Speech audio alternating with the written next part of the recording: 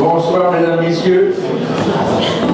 C'est pour moi un grand plaisir de vous accueillir encore une fois ce soir ici à la Saint-Aquitaine, qui est correctement rempli, je pourrais dire même excellemment rempli. On est heureux d'accueillir ce soir une troupe qui n'est jamais venue à Géco, Robota. Vous allez passer une excellente soirée avec le troupe Robota dans Jamais 203. Et je vous donne rendez-vous pour la troisième qui aura lieu le 30 novembre ici à la Saint-Aquitaine, avec la troupe de Garrick, 3e rue. Passez une bonne soirée et encore à vous, merci beaucoup pour votre présence. Merci.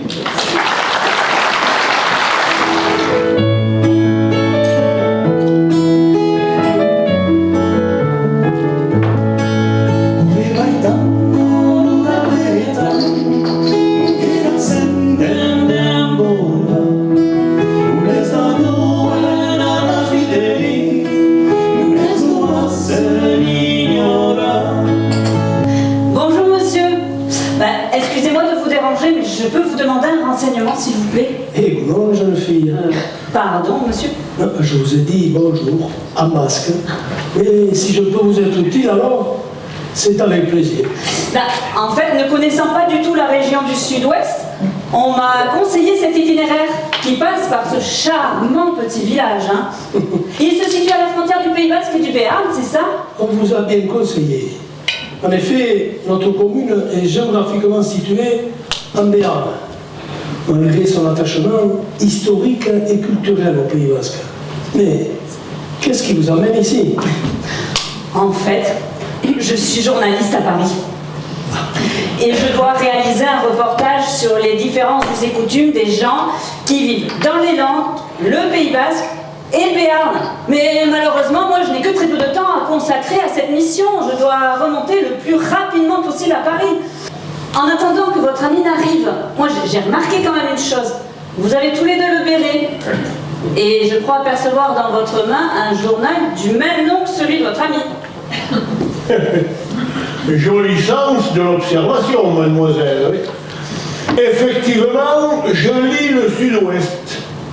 Mais uniquement celui qui parle des Landes. Quant au béret, nos ancêtres l'ont toujours porté, alors nous on continue dans nos villages. Moi, le journal Sud-Ouest, c'est comme une Bible. Je le lis tous les jours. Mais que celui du Pays Basque. Le reste ne m'intéresse pas beaucoup.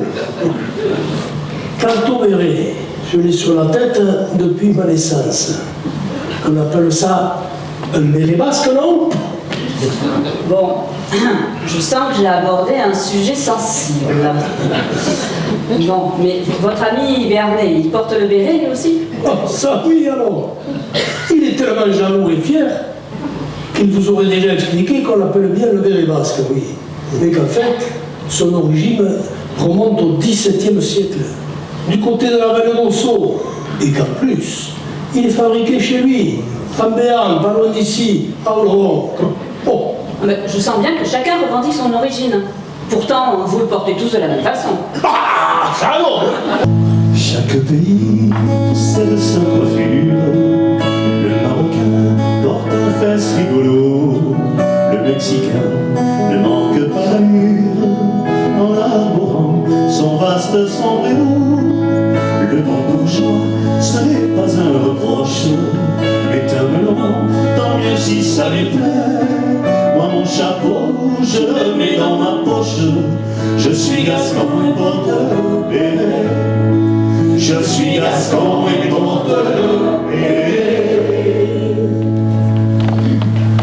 Quand grand-papa travaille dans la vigne et qu'à l'église on sonne tant et plus pour la prière, il enlève et se signe.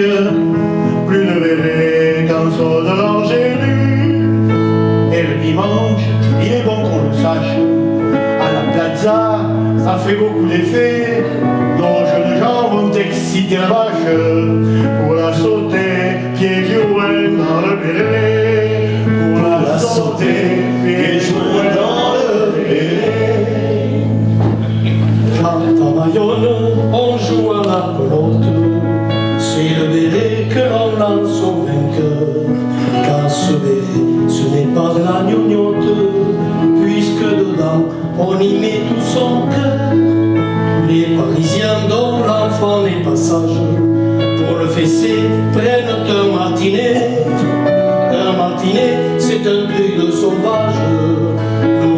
flanquent mon coude béret.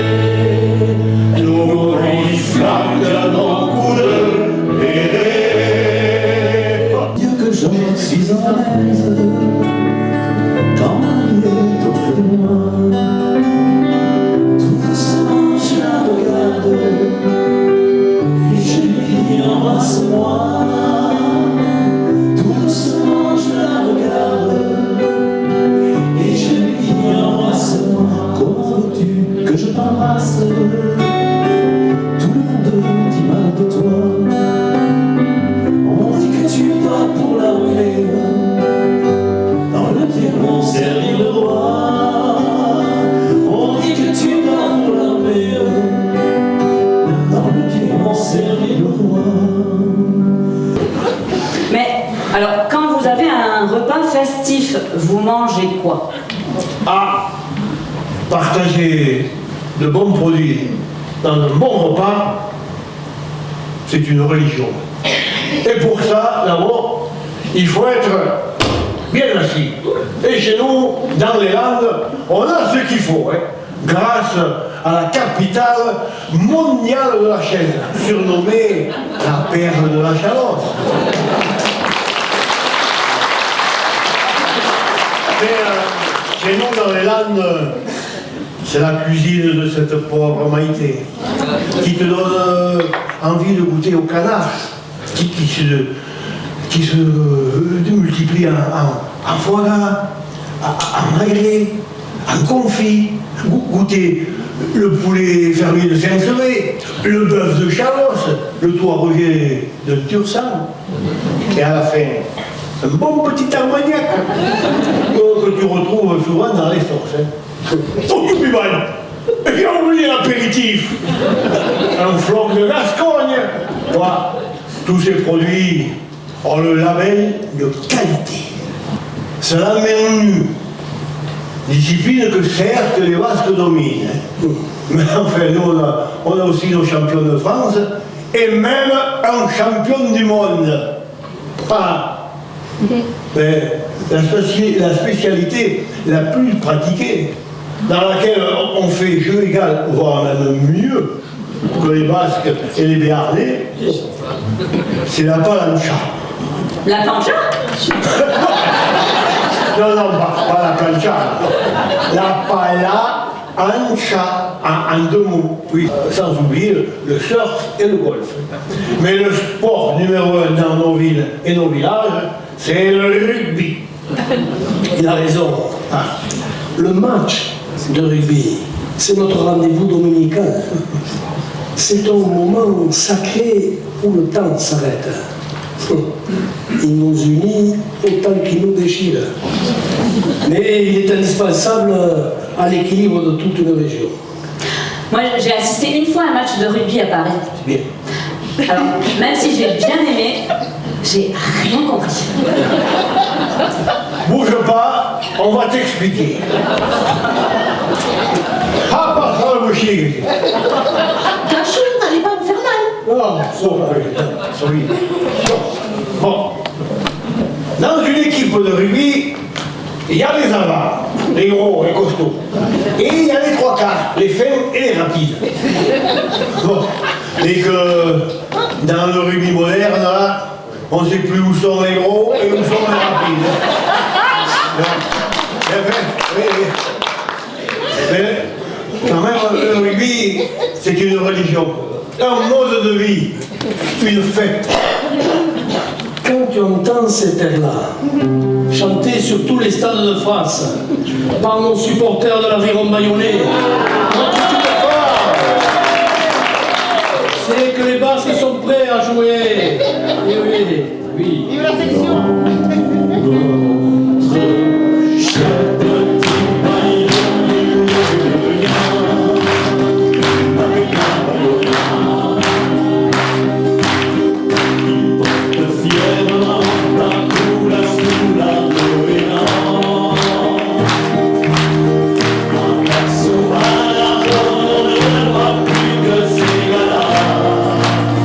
Qui ont dans le cœur ces joueurs du roi.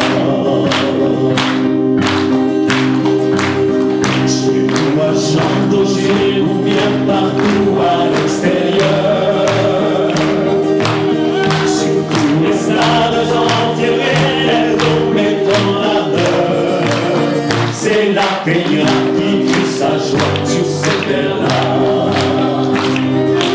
Allez, allez, les devants de la vie ont baillolé. C'est la peña, baillola. On est tous là, alléluia. Encore une fois. Allez, allez, les devants de la vie ont baillolé. Jouez en la puissance, gardez, c'est. On applaudit à vos espoirs. C'est gagné.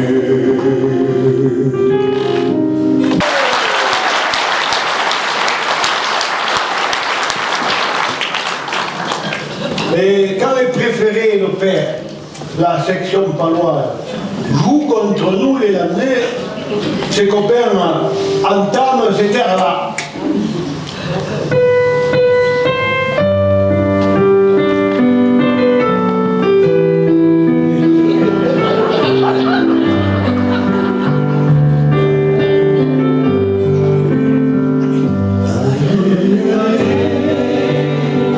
L'hiver est lent de la cité, tu verras, section paloise, joue ton rubis, section paloise, toujours unie. Ici l'on chante, mais c'est au départ. Qu'il pleuve ou vente, migré attend, tous terres s'amassent, qui cantaront, tous terres s'amassent, qui ganaront. Merci messieurs pour cette belle démonstration. Moi, je n'aurais pas imaginé tout à l'heure, en m'arrêtant ici, que je passerais un aussi bon moment. Vraiment. Mais je regrette toutefois de ne pas avoir rencontré votre ami père. Hein. C'est avec un gros pincement au cœur que je vais devoir vous quitter. Mais sachez, Yann et Elliot, que je suis totalement conquise par vos cultures et les différentes facettes qui en font un pays mais si particulier. Mon reportage en sera un fidèle témoignage.